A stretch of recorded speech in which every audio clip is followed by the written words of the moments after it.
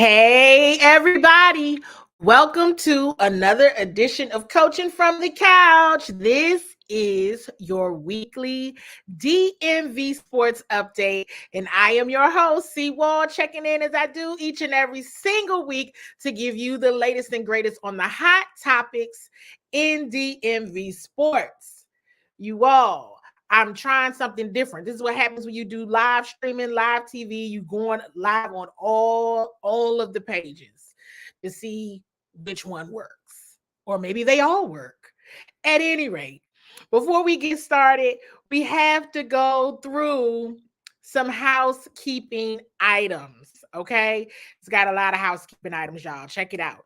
This is a live Bowie television recording. Everything we say and do here will absolutely end up on your television screens each and every single day from 1:30 to 2:30. That's Monday to Friday and Saturday and Sunday during the noon hour.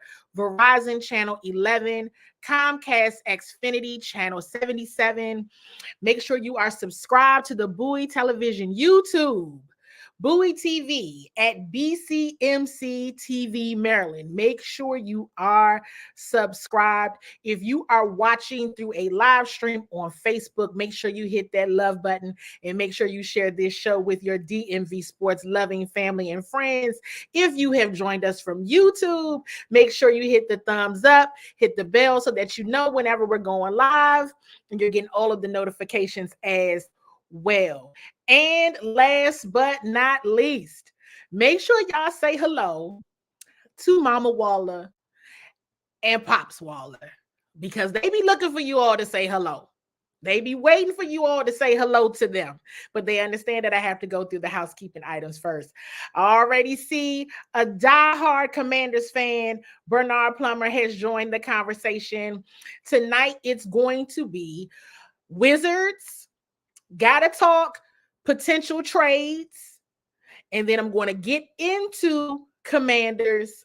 My Bowie TV colleague, Darrell Owens, will be joining me because we're absolutely going through our list of potential GMs and head coaches for the Commanders.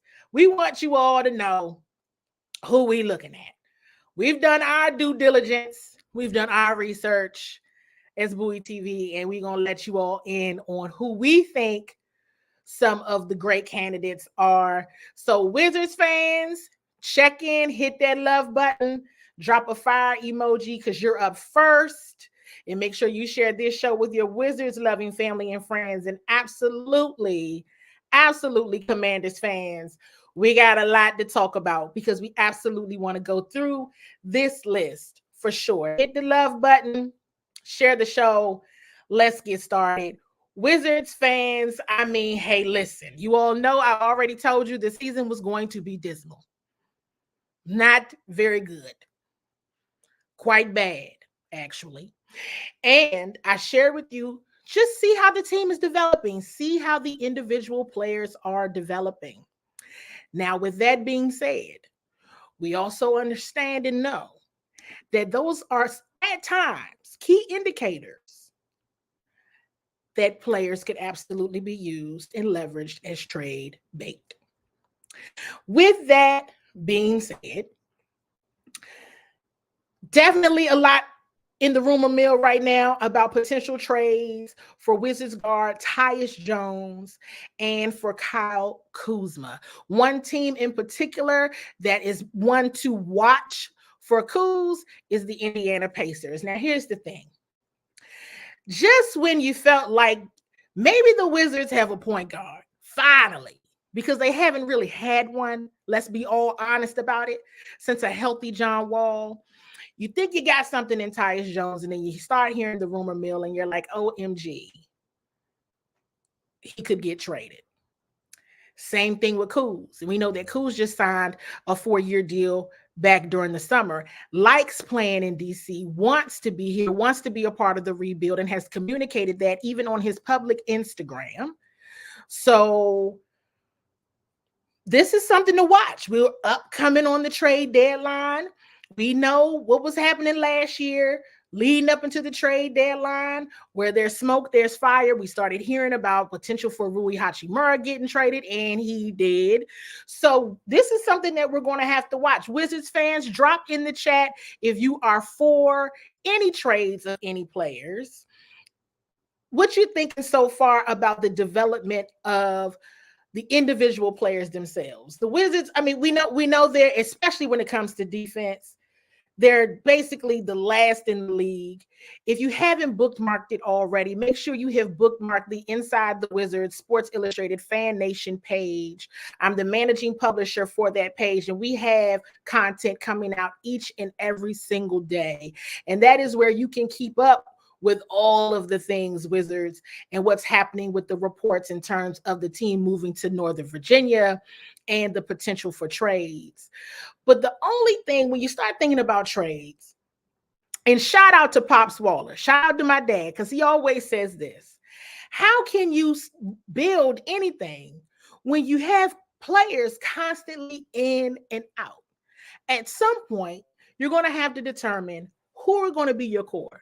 Not saying that you don't make moves to try to get better, but it's always so hard to say, this is who I'm going to stick with. I want to go back to the point I was making just a moment ago about Tyus Jones. Again, just when you thought to yourself, well, maybe, just maybe, the Wizards finally have a point guard. Tyus Jones had a little bit of a slow turn getting ramped up. We know at times where I know I would want to see him in the game. Coach Unseld Jr. would have him on the bench. But hey, as of late, we've been seeing him cook a little bit. We've been seeing him be extremely effective and efficient. So then hearing, okay, he would be made available for trade, it's like, okay, all right. That as soon as it starts to get a little good, now he might be on the trade block. Definitely my jaw dropped a bit hearing that Kyle Kuzma could be available for trade as well. Wizards fans, definitely drop in the chat. Let me know how you're feeling about the potential for either one of those guys being traded. We do know, let's talk about this elephant in the room, that Jordan Poole has definitely been a player that has been discussed in terms of trades. We've seen his play be up and down, unfortunately, more down than up so far this season. So that may not be as much of a gut punch if Poole was to get traded. At the same token, oftentimes, a player who's not as consistent isn't always who other teams are vying after. The thing of it is, Tyus Jones and Kyle Kuzma are actually viable players and great options potentially for any team, especially when you can look at the schedule and say, all right, well, the Wizards aren't going to do much this season. They probably won't do anything at all. A potential NBA team that wants to make a strong playoff push and wants to go deep into the playoffs can see both of those guys being great opportunities for their team. So we'll see, Wizards fans. Have you been to any games? Love button, fire emoji if you've been to any games. I've actually been to games early on in the season to cover the team, but hey, the NFL season is what it is, and that seems to have taken over the bulk of my life. Upcoming this weekend for the Wizards are a visit by the New York Knicks.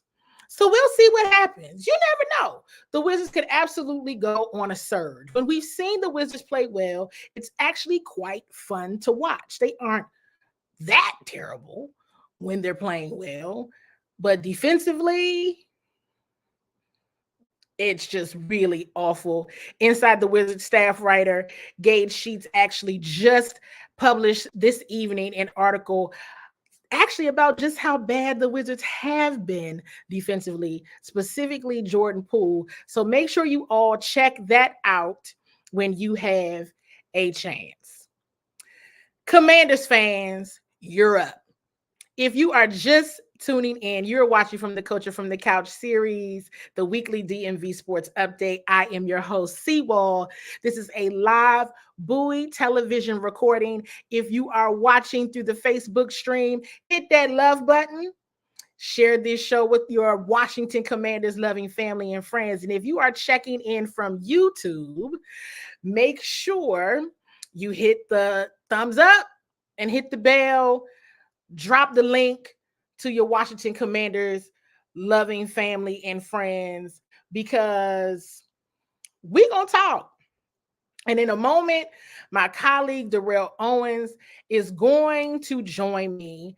And so while we're waiting for Darrell to join, I got to do something that we always do. We got to keep it consistent. We know the season is over. It's done. It's done.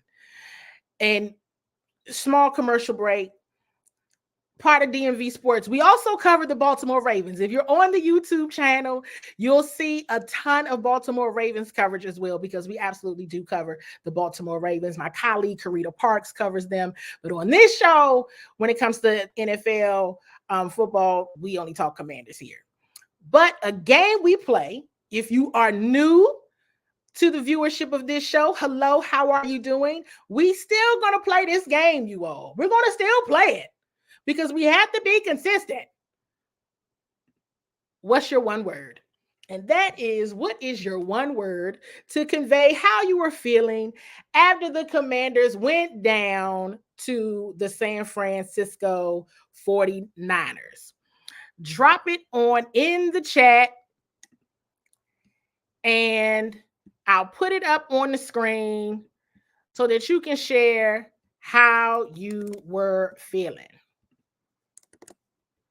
Go ahead and drop it in. And I'm going to put it up on the screen. Does anybody have any words? If not, that's okay. Maybe everybody's kind of like, and I see everyone is waiting for the tried and true draft position. And we're going to talk about draft position at some point. Maybe we'll get to that this evening, but we'll see. We really want to get into these GM picks. We're going to get into these GM picks and these head coach picks. I can't wait to share with you all. You all see me smiling. I'm already excited about it, because we're ready to move on.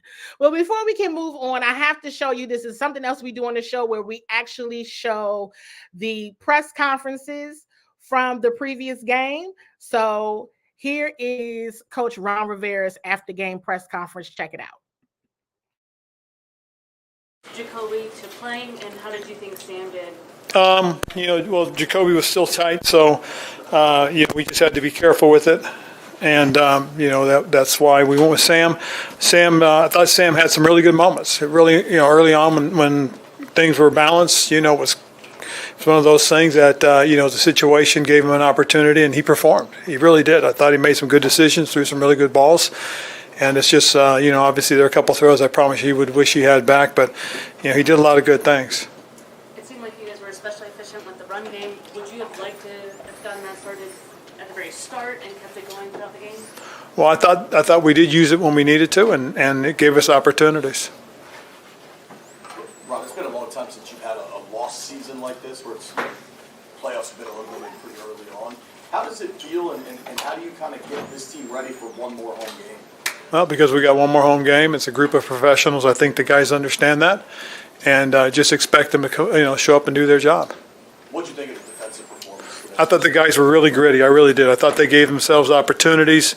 This is one of the better running teams in the league, and trying to contain it and keep it inside, not let them stretch you. Because their backs have great vision, make good decisions on their cutbacks, and we were trying to keep it as compact as we could.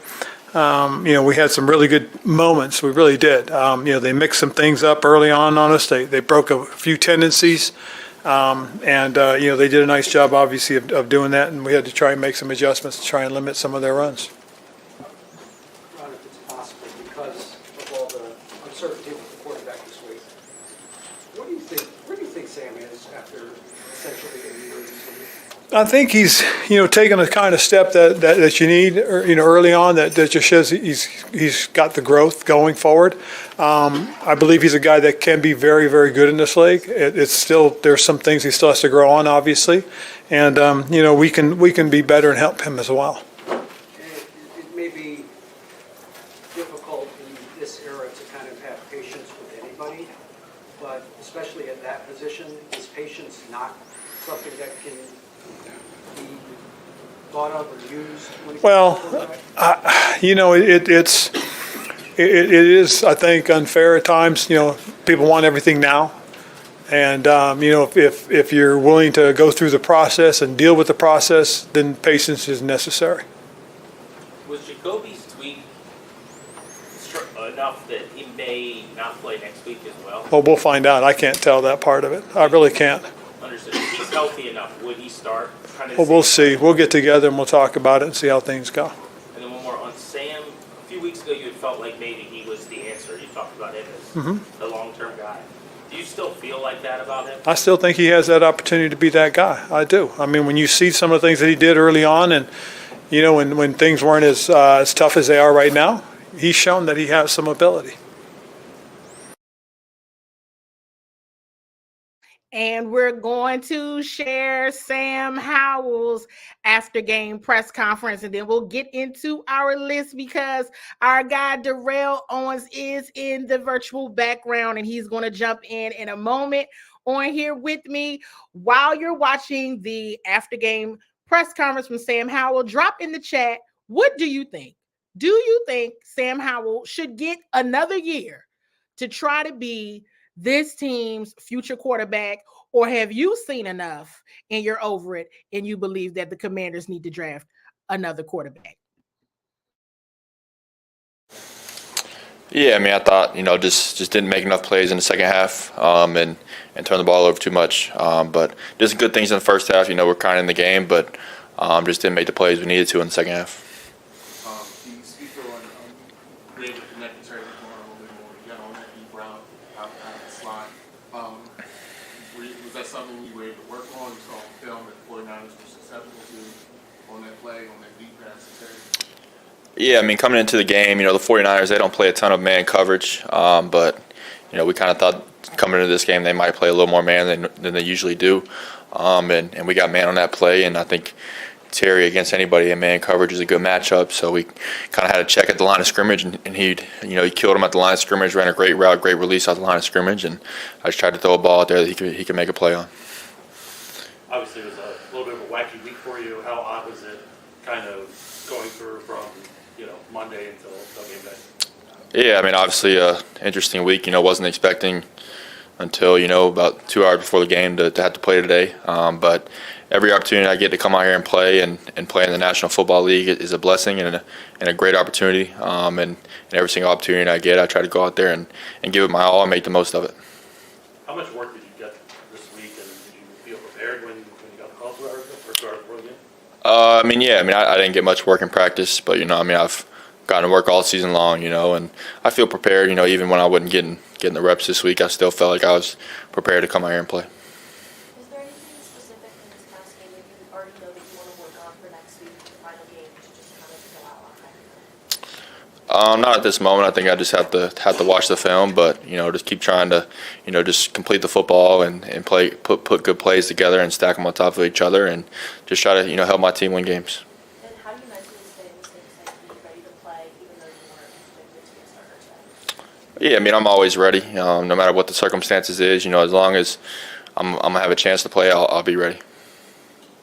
How involved was Jacoby kind of with you, kind of leading up to the game, and then obviously in game? Was it kind of as it's been the rest of the season? Was it a little more talkative since he had gotten a lot of the work this week? Yeah, I mean, pretty much the same as been all year. He's been a great voice for me and a great teammate. But he's helped me a lot throughout the year. All good. Cool. Appreciate it, guys. Appreciate it. All right, let's bring Darrell Owens in with me. Darrell, What's up? What's up? going on? So listen, as I shared with you all at the top of this show, and if you are just tuning in, you are watching from the Coaching from the Couch series, the weekly DMV Sports Update. I am your host, Seawall. I've already covered the Wizards. We done gone into the Wizards and the trade rumors of Kuzma, Tyus Jones, potentially Jordan Poole. Now I'm joined with my Bowie TV colleague, Darrell Owens, to get into some of the Commanders. If you are tuned, remember I said at the beginning, I'm streaming to all the things. If you all of the things. If you are commenting on Facebook, you have to be on the Seawall Sports and Entertainment stream for us to see your comments.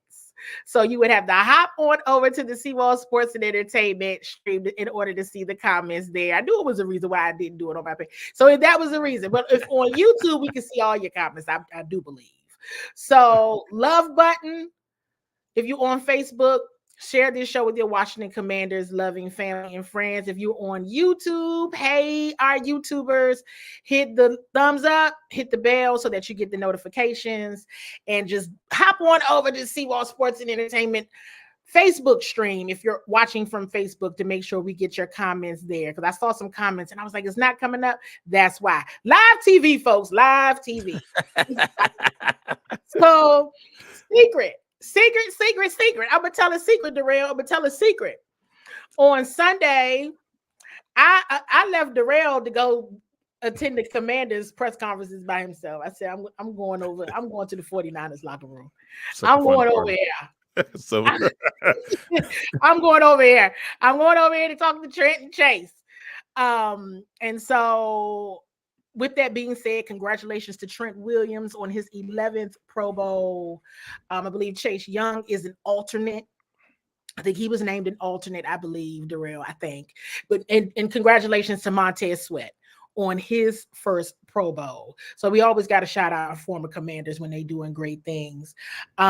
With that being said, let's get on into what I know everybody wants to talk about. People ready for Black Monday. You don't have much longer. Yeah. Nobody has much longer. And it's just, is what it is. Tough business. But Darrell and I have come up with our list of GMs and head coaches. And I'm going to jump to some of the comments here. Erias Wright said, he's seen enough of Sam. He said he's seen enough. Mama Waller said, hello, everyone. Hey, Mom. And Bernard said, I want to believe that he can be the guy. That's in terms of Sam, but I'm not betting the house on it. I'll take Harrison at 2 and figure the QB out after that. So you all, how we're going to do this, I think we're going to go through GMs first, right, Darrell? I'm good with that. GMs first. I'm good with that. Then turn it over to Darrell to go through the list of head coaches. All right, you all ready? Let's see what you all think about this list here. This is Bowie TV's Washington Commanders potential GM list. Check it out, you all. Here's what we're thinking from this, right? And let me share a bit about our process, if you will, for doing this. We were straight up like, hey, who are the winningest teams in football in the last 5 years? In the last 5 years, who are the winningest teams in football? And can you list in the chat who you all think those teams are?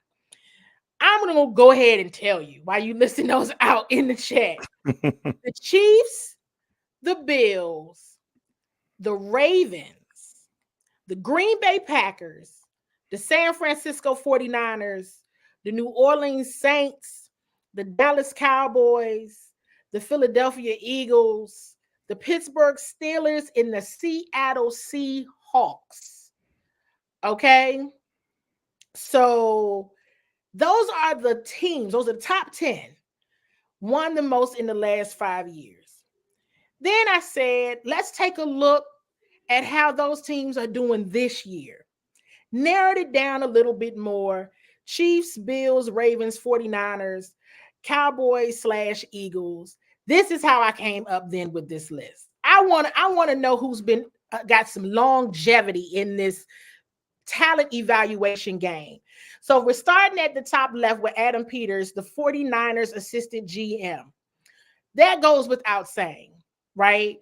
The way the 49ers draft, the amount of depth that they have on their roster. So the thing with Adam Peters, though, is John Lynch received a promotion.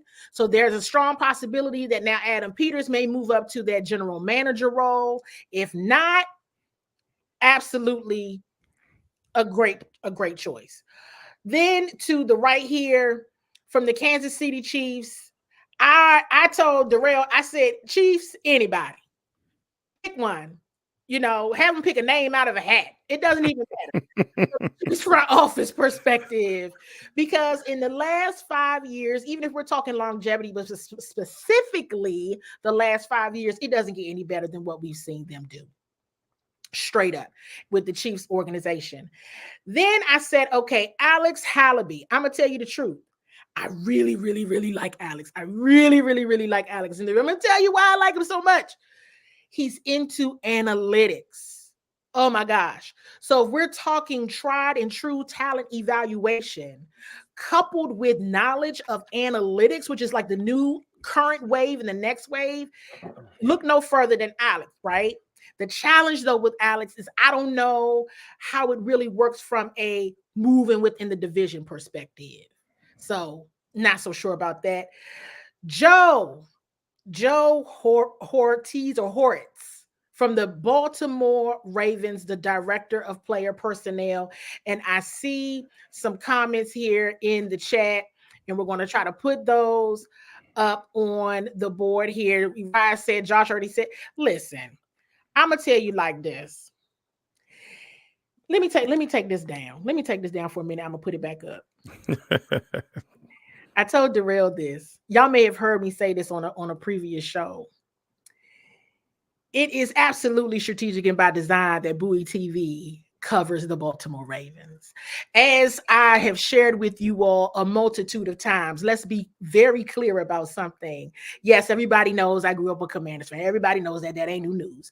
And everybody knows that I've been covering the Commanders on site for 6 years now. That's where I met Darrell. I've been on site. I've been there. But we would all be crazy if we didn't look up the Beltway for an example of a model sports organization, not just NFL, sports organization.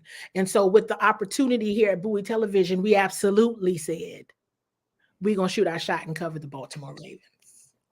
And Darrell kicked that off for the team at the beginning of OTAs last summer, and Corita Parks has kept that going.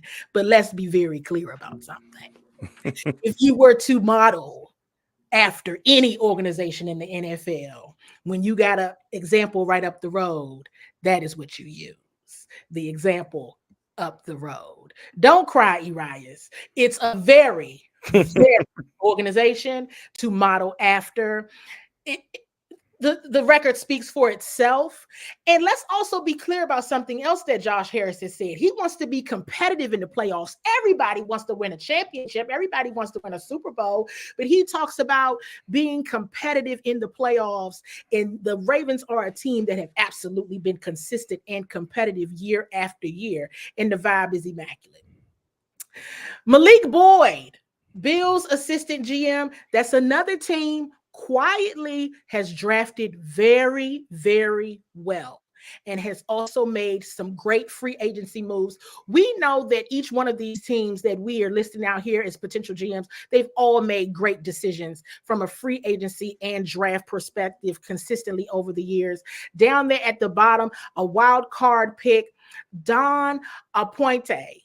You maybe have heard her name here recently. She's the NFL Chief Administrator of Football Operations. That means all of the teams and their football operations report to her. How about we say she's a bad mama jamma, okay? She know what she got going on, so we got to put her on our list.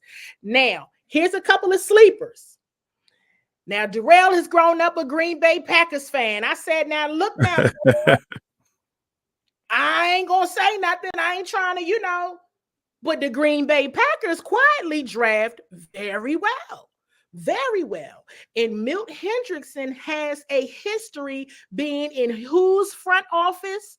The Baltimore Ravens. Oh, hey, listen, we're doing our homework over here. And quiet as kept, another bad, you go ahead, shut your mouth. Catherine Raish from the Cleveland Browns. Darrell brought the Browns up. Hey, listen, they've made free agency moves. This is a team that we've seen just this year go through 4 quarterbacks and make the playoffs. playoffs. This is a team that was once laughed at, once joned on, once talked about. Now they a team to beat. Darrell, I like that list. I I love like it. that list. I like the list. I like the list. It's Mm. so the person on the list that I think if they hold true to the Ravens and the model, then Horace is more likely or a strong opportunity to be the pick. Now I may be a little biased. I may be a little biased on this one, but Milton Henderson is a very quiet piece on that Green Bay Packers team, where you look at the youngest offense in football right now, and they're one win away from making the playoffs. They got 8 wins this year. The entire offense, the skill positions minus the offensive line, 23 and under. Jordan Love is 25, and their receivers are playing out of their minds. The offensive line is protecting them beyond belief. And it's because they've been able to find pieces when people get hurt. David Bakhtiari goes down. Well, okay. Well, we're just going to go ahead and plug in this young man, Walker. He's having a great season. You see the receivers go down each week. They've had 3 or 4 receivers in and out, flushing out that lineup. They've had like 6 or 7 guys, and they've been rolling. And it's because they've always been able to evaluate talent. The defensive side of the ball is a little bit shaky from here and there, but they still find the talent. And I really think he could be a really undercover one. If you look at the fact that the Baltimore Ravens, he was with the Ravens from 2005 to 2018. So that is at 13 years. Am I saying that right? Yes. So that's 13 years. That means he was under Ozzie Newsome. He knows how the Ravens run. And if you're not trying to steal Joe Horowitz, that's a guy that you kind of lean into and you go there. There's so many great candidates on this list. And I'm not going to lie to you, Candy. The Commanders the last couple of years have been all about diversity. All right. So the diversity part kind of makes me think, oh, maybe they go boy, or maybe they go from get a female or a woman to take that role. So it's going to be a fun road here to see how they go about it. But there's some excellent candidates if they can pull some of these, able to pull one of these amazing candidates away from those teams. Absolutely, Darrell. And the thing about it is, like I was sharing and sharing with you all again, the key is consistently longevity in being a consistent name all throughout the season, in the playoffs, who has made good draft choices. Here's the other thing that we wanted to make sure we brought up, Darrell. I'm glad it just came up in my mind. These are teams that have gotten to where they are with the top 3 pick. Okay, these are teams who have made their claim to fame, finding the diamonds in the rough, finding the hidden gems. And the reason why they haven't made their claims to fame necessarily, most of the teams that we're talking about, pretty much all, is because they winning. And when you're winning, you don't get a top pick. So these are teams where it's not about the top 3. It ain't even about the top 10 for most of them. Of course, they've had some throughout the years, but these are teams who have consistently thrived in draft, in free agency, and they are in the playoffs every year. They have household names on their teams. They have multiple Pro Bowl players on their teams. And that is what this new ownership is going to have to be looking at, especially if they want to shorten that rebuild time.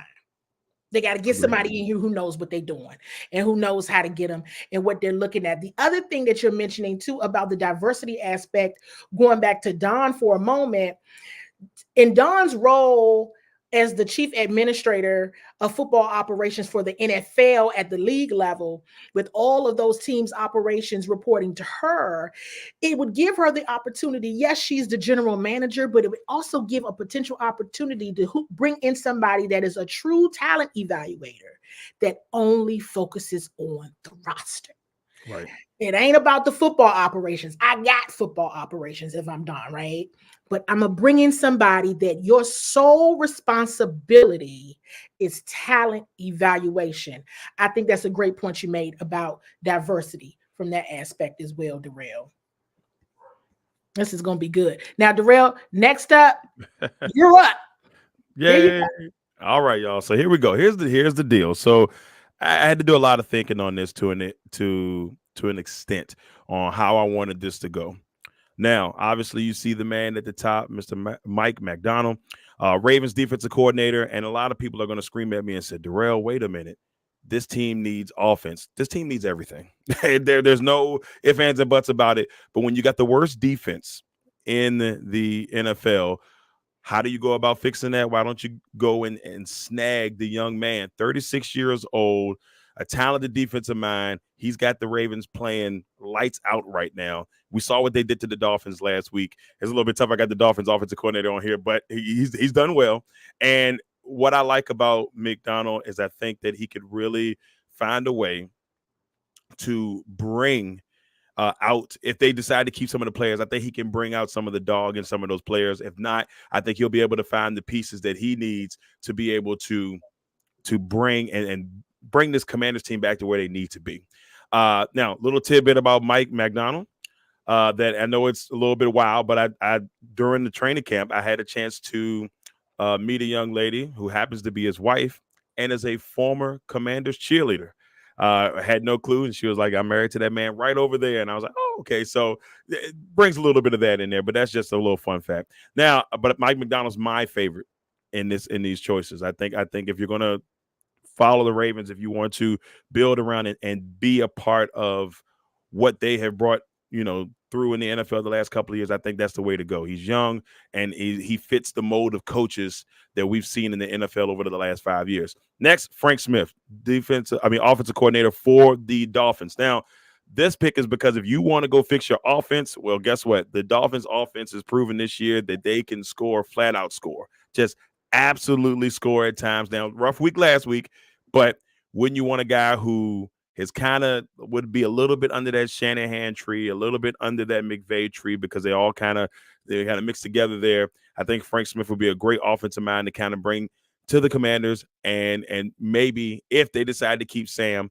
maybe they can fix what they have going on there. The next one, the hot candidate, the one that I think everybody's going to be drooling over in the offseason, that's Ben Johnson. Now, Ben Johnson, I heard, is asking for $15 million.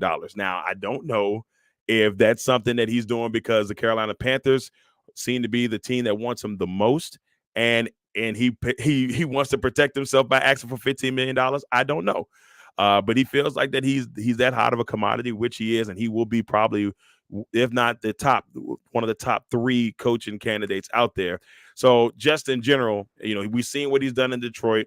Detroit has done an amazing job offensively this year, and I think that he will be a really good candidate, or at least to get an interview for Washington. Now, here's the one that I know a lot of people, and I see some comments, but here's one, and that's Eric Bieniemy.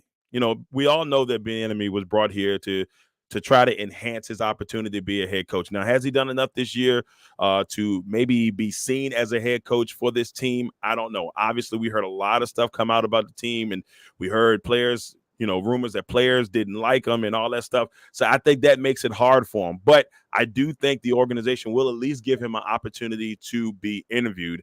And I'm hoping that it's not because of the Rooney Rule or anything like that, that I think he does at least deserve the opportunity to at least get interviewed for that position. So those are my choices right there: McDonald, Smith, Johnson, and Bieniemy. I know there's some others out there that are really recognizable, but for me, I got a feeling that Mike McDonald is going to be the guy. 36 years old, young mind. That's the trend in the NFL right now, and that's what I think they need. They need a young guy who can understand today's game. I think that's your choice. Listen, I'm fine with it. I'm okay with it. And now, going back to the point of Coach Bieniemy, and this is something that Darrell and I talked over a bit as well, and that is, we think it's only fair to give him an opportunity to interview for the role.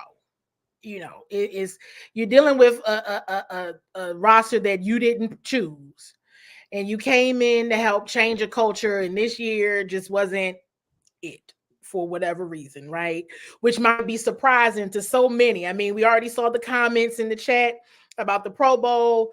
The team went from 4 Pro Bowlers last year and 2 alternates to 0 Pro Bowlers this year. Tress Wade didn't even get in this year. And so that is a testament to the change in the shift just in a year of what could have happened to this team. And despite that, Coach Bieniemy, he's come in. He is the assistant head coach. we do think it's fair that he at least gets an opportunity to interview for the job. And he does come from Kansas City pedigree. Like, let's just go ahead and be fair about that as well. I agree with you 100%. I think the other key element with this, with Coach Bieniemy, is that we know his style is a lot different than Ron's. And I think they tried their best to coexist to an extent this year under the different styles. Look at Kansas City, for example. I mean, that team, yes, they're still Kansas City Chiefs, but they're not the same Kansas City Chiefs since Eric Bieniemy's left. Yes, they won 10 games. They're going to make the playoffs. They're going to make some noise in the playoffs, or they should make some noise in the playoffs. They're not the same team. That discipline on the offense doesn't look the same as it did when Bieniemy was there. Now you come and you look at it on this end. I think the clash of styles between Rivera and Bieniemy is maybe the problem at hand. And who knows? Let's say Bieniemy gets his job, he gets to bring in players that fit more of his style.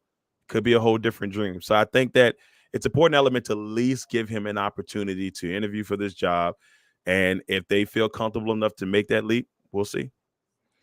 If you are just tuning in, you are watching from the Coaching from the Couch series, the weekly DMV Sports Update. I'm your host, C. Wall. I am joined here with my Bowie TV colleague, Darrell Owens. We've talked about Wizards and trade rumors. We've now just gone through our list of potential general managers and head coaches for the Washington Commanders. Definitely drop in the chat what you think about the list. Next up, Dallas Cowboys, last game of the regular season. The game has been changed to 425, and we're like, wow. Not a fan of that. Not a fan of that. Out of there. And not a fan of that. Locker clean out. It's gonna be cold. Day is slated for Monday. It is gonna be cold. It's gonna be cold, man. Make sure. Yeah, we talk about that in a minute. Pray for me, y'all. Pray for me. Pray for you. Yeah, it is gonna be cold. And locker clean out slated for Monday morning. It's already a different feel. Last year, yes, the Commanders just missed the playoffs. We know that the Commanders ended up beating Dallas last game of the season. The chances of that happening this year, that's not going to happen. So the overall mood, and depending on what really happens in terms of a Black Monday, timing of announcements, when things happen, we really don't know what to expect. Nope. After the game on Sunday night, we don't know what to expect when we're there on Monday. So I don't know. We don't see. We're gonna see though. Yeah, we're gonna wait patiently and figure it out and kind of go from there.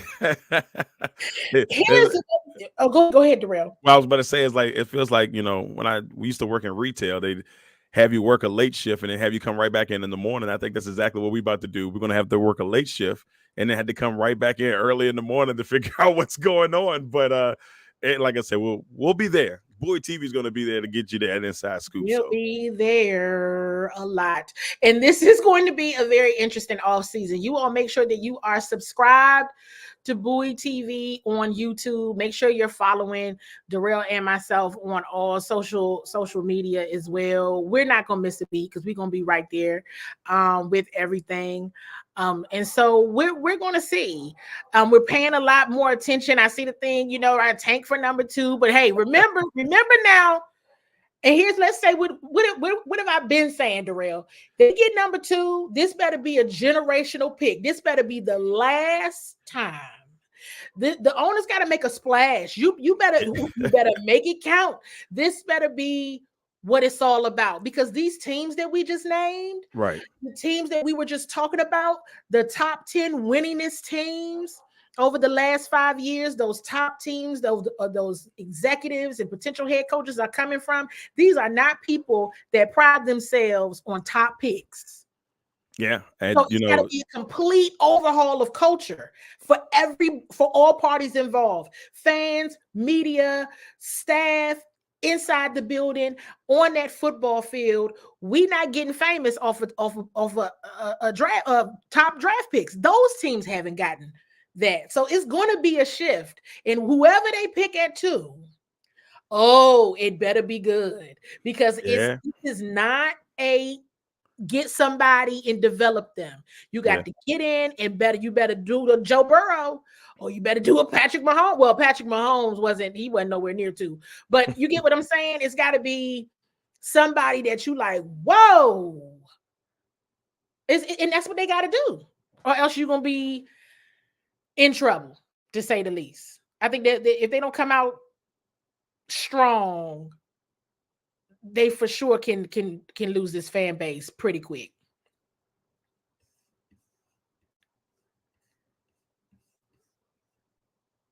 Let's see here. Yes, it's going to be a cold weekend. We see our colleague.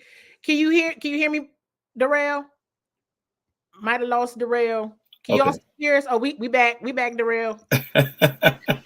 We see our colleague Terrence Pitts. Bowie TV covers all HBCU as well. It's a lot, y'all. There's gonna be a lot going on. Make sure you're locked into Bowie TV. That's our list. We don't know if this job is that desirable, though. Now, Candy, I don't know if you can you hear me? Yeah, I can hear you. Okay, I can't hear you. I don't know what happened, but oh man, I don't know what happened. Can y'all my hear sound us? was working and it just Can went y'all away. hear All right, Darrell well, and I don't me? know exactly. Can y'all hear Darrell and me? Well, if not, this is what we're gonna close out with. And DJ is saying great stuff, guys. We've got a lot to talk about as the off season goes on. We're going to be tracking the college draft picks. We're going to be tracking this general manager and staff conversation for certain. One of the things that we've been discussing is this job desirable? What do you have to work with for real? You're going into a season with no Pro Bowlers. We've already know that some of the players have said they don't want to be included in a rebuild. So we shall see what happens, you all. Ask yourself, would you want the job? So we'll see what happens. This is going to be interesting. This is going to be a lot, and we're going to be covering it all. So not to put a damper on your night, to be like, would you even want this job? But I think that is a fair, and Darrell is coming back in now. I think that is a fair question of when we look at this talent in a GM and head coach and where they would be coming from. Is this a job that you would even want? What pieces do you really have to work with? And because here's the thing, that we've been noticing, right? And I'm sure you all have noticed this. The NFL has very little patience. You all saw me mention Joe Burrow. You all see all of these different rookies in second and third years making Pro Bowls every year they've been in the league. Nobody has time for player development. You got to come in and rock out immediately. We were just talking about the Green Bay Packers, youngest team in the league. They got at least 8 games. Commanders couldn't get that. They can't get 5. So this is a tough. You got a building that's falling apart down the road. You got a building that's falling apart down the road. You got 30 years of a losing culture, disgruntled fans when you're losing, happy when you're losing for a draft pick. These aren't organizations that are used to that kind of thing, right? They're not used to being happy about draft position. Right. So this is going to take a huge overhaul, and I want to see DJ's comment here before I take the job. Give me Lake could be the GM. Oh yeah, hey, listen, Rail and Karita will let y'all know, and y'all know me. Hey, excellence, be great or be gone. Facts. Look, be great or be gone, because I know what I'm bringing to the table. And if you not bringing that to the table, then you cannot eat with us. You cannot eat with us. That's all right. Oh, bad. So this is going to be a hard, very hard job. It is. With very little room to make a mistake. Also agree. Also agree. Yeah. Yeah. I mean, people are already ready to get rid of Sam Howell. So Yeah. Poor Sam. Poor Sam. nobody want to be bothered with Sam now. It's like they treat. Oh man, I will say this though. I saw the comment before my earphones decided not to let me listen to you. But the number 2 pick, I know a lot of people are clamoring for. It's not even a guarantee, really. Even if they win, I think it could be weird. I think whatever the Cardinals and the Patriots do, Yeah, yeah, whatever the yeah. Patriots So do. whatever that kind of ends up. So they still have to be careful with that. But let's say they go number 2. Hey, look, the last 2 number 2 picks worked out initially for like a year, and after that, it didn't go so well. RG3, Chase Young, Chase, I talk something. bad about Chase. And it's a lot of things. Then you hear people say, "Hey, let's go bring Caleb in." And a lot of people say, "Look, maybe no more no more local talent." There's a lot of elements that go in, and you got to find the person that is going to be a game changer for the organization. Now, I know Harrison is a very popular person amongst people, but personally, the receiving core they have now is not terrible. I just don't think things have worked out. Maybe just the way everything was set up. Terry's still solid, but if you bring Harrison in with him and Dotson, I mean, there's a lot of potential. Personally, I mean, if I was them, I go offensive lineman. I know it's not the sexy pick, but hey, look, you got to build that thing. Hey. Whoever's the next quarterback, they need to be protected. So I know a lot of people personally. are like, if this is what you're gonna get, you gotta go quarterback. And my thought is, find me the next Trent Williams. Facts. Give me that guy. Give Find me that guy. the next Trent Williams, and go into these interviews and be like, are you the next Trent Williams? Are you the next Trent Williams? I'm gonna start asking people, the top Pro Bowlers. Are you like, I mean, seriously, whoever it is, it has to be a generational talent. It has to be right. It's gotta be right. I think whoever the GM, the head coach, whatever they're doing, whoever it is, this is the pick that has to change the trajectory of this franchise. And that is what I would tell somebody coming into this position. I'm gonna be straight up with you. You cannot get this wrong. No. And be honest with you, if you don't even give it fully right, you got to get the rest of the draft right. You got too many picks in that top. You got a lot. Was like 5 picks in the top 100, I believe. Right. I could be wrong on that. Something to make me forget that you messed up on that number 2 pick. Yeah, because it happens. Look, that's the one knock on the Packers. They don't do well first round pick. Those second, third, fourth, fifth round, from second round on, they kill it. And so that's the type of thing. You want the organization to be able to find those hidden gems that that have done well, and they've here and there. Terry was a 3rd round pick. They've had some people that had done well with the organization that were later picks, but it hasn't. I like Hudson. Hudson, I think, is a really good one that they've got in the last couple of years. I thought I like watching him on the field. I think he does a really good job. But that's the thing. Like, what are you going to do here? You got to come to play. Got to come to play. I need the next Trent Williams, and I need the next Ray Lewis. Yeah, I mean, whoever's great, and that's literally, they could be like, Candy is crazy. No, it's been 30 years. Give me everything you got. What are we just talking about, Darrell? We said that we have watched teams that would get laughed at: the Browns, the Lions, the Texans, the Dolphins, the Texans. All of these teams have now surpassed Washington. Every single last one of them. Every single one. Everybody has gotten it. And Washington still has not. And I'm going to say this. I said this last week, and I think a comment came back and was like, ouch. Being excited about a top draft pick was the previous ownership's claim to fame. Nobody kept him accountable. So right. you barely make the playoffs, if at all, right? But then fans are happy about your draft position, so everybody's happy at the end of the day. I'm fine. Everything is good. No. Man, you gotta want it. The team, go and look at winning teams. Go and look at the winning teams. Adopt their mentality, adopt their behavior, because that is what winners do. Winners do not care about a top 3 pick. And whoever comes in here, I'm gonna tell them, hey, listen, this ain't on you, right? This is not on you. This top 2 pick, but you do have to get this right. But don't put my position. Do not put my team in position to have to pick here again. Facts. That means you need to be. That's the answer right there. That's the answer. And that's my answer, because when you spend $6 billion on something, I do not intend on picking in top 3 when I spent $6 billion. All right. I got people looking at me, they mad. All right.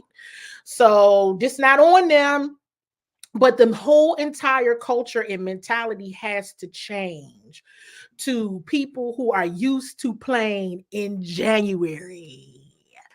Deep into January when it's snowing outside. Those individuals are not going. And we also said this. Now I know Commanders fans really not gonna like this. Darrell, they not gonna like this. Candy getting them all today. I'm getting them in.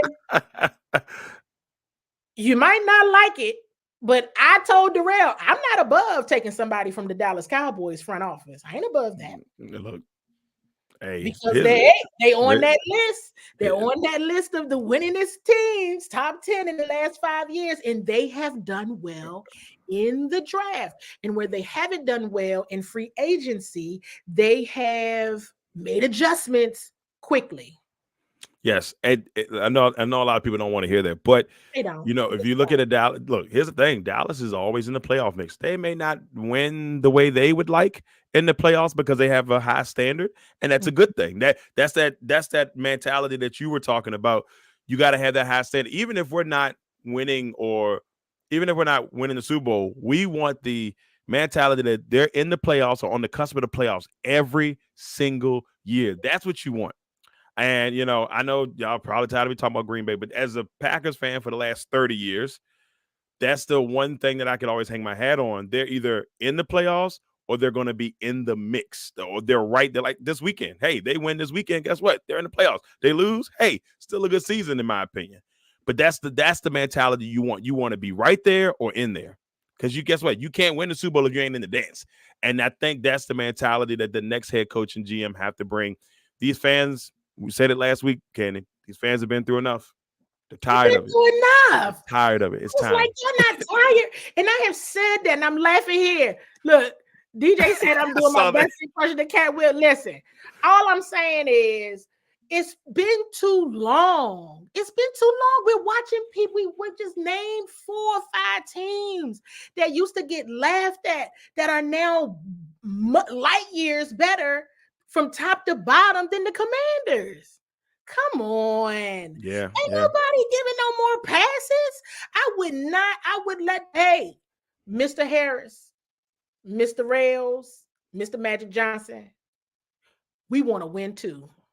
Yep. It is our expectation that you bring that here sooner rather than later, because I'm not cheering for a top 3 pick next year. I ain't cheering for it now. I feel you. Less about that top whatever pick, because I don't, because we don't know the return on the investment until they get on the field. Right. So I'm like, this is too early for me to be excited about something that I am not going to know what it is until around week 5 or 6. Mm-hmm. You know, and I don't want to hear development. Nobody else talks about that. They want to win now. And we see we're involved in the industry such that we hear other coaches talk. We hear other scouts. We hear other media people talk. Ain't nobody talking about that stuff. It's losers talk. And we got to stop. Got to get out of it. You spent $6 million. I didn't spend it, but you did. So I'm looking out for your money for real. If you really want to look at it like that, you know, that's one way to look at it. So, I mean, and like they said, like here you're right. We used to cry about Detroit playing on Thanksgiving. We used to be mad, didn't want to watch it. Why they put Detroit on Thanksgiving.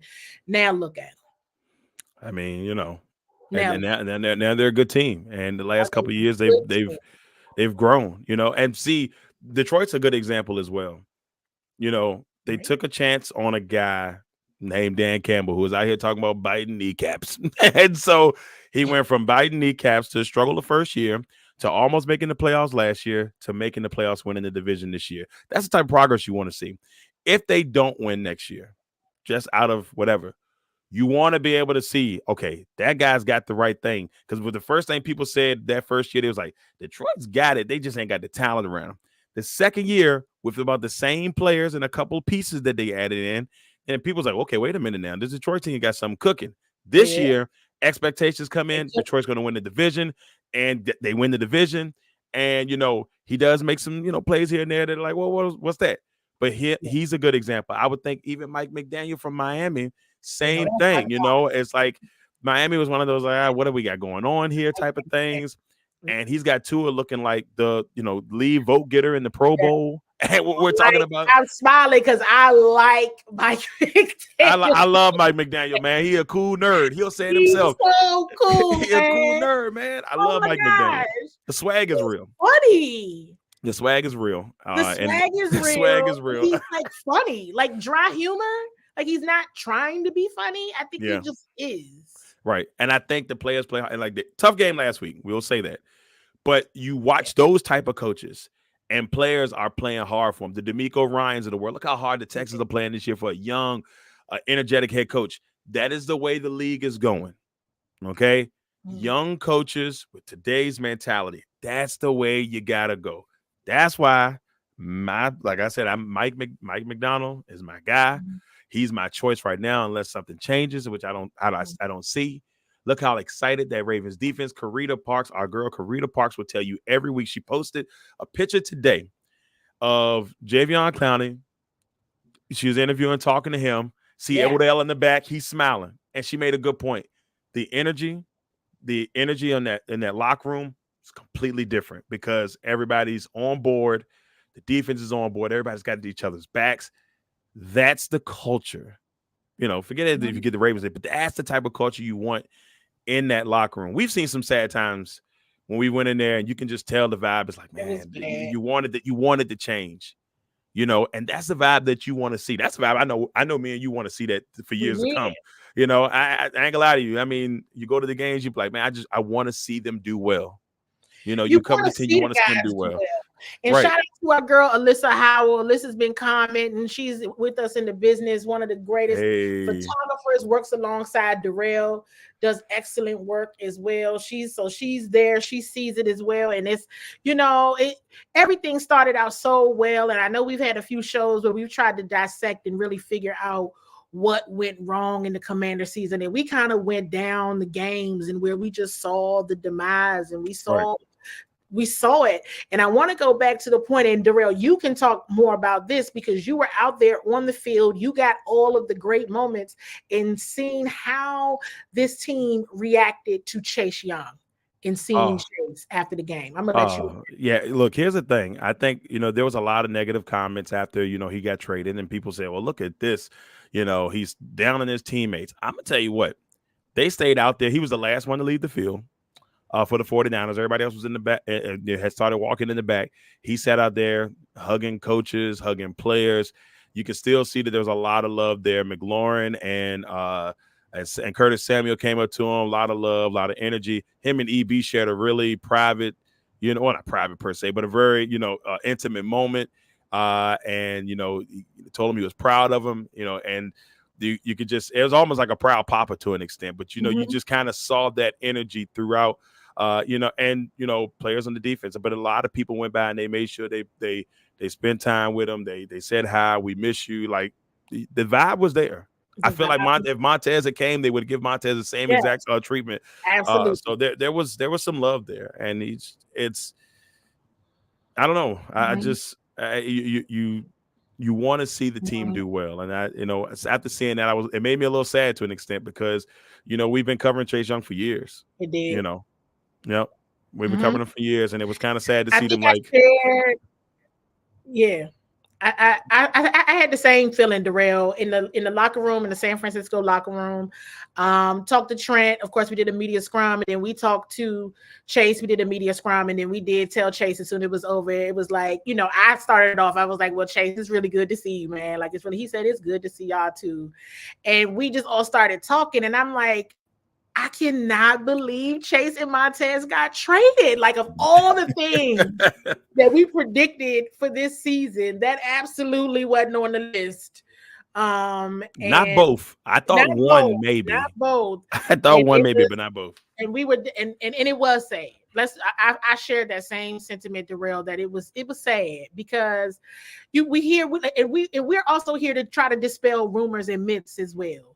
Chase and Montez had a beautiful relationship with their teammates. They were the life of that locker room. There was no issues. There were no beef. Those guys loved them. And I shared that on a previous show. And it was so evident on Sunday after the game. It was really, really evident. I think there may be, I'm not going to the small beef, but there was a little moment between Forbes and Chase, and I'm not going to say what what was said that was said, but besides that, Forbes is new, so that one I don't take too much. He's new to the team, so I don't take too much to that because everybody else was just like they were so glad to see him.